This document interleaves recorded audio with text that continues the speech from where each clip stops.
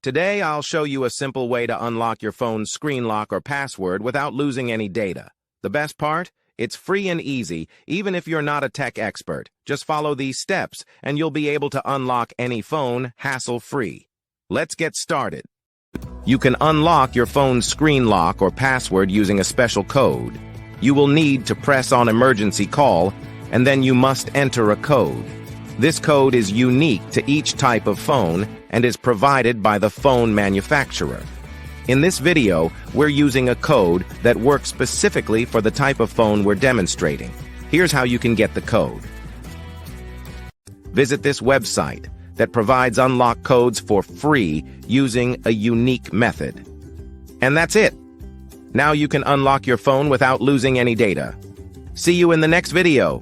Bye.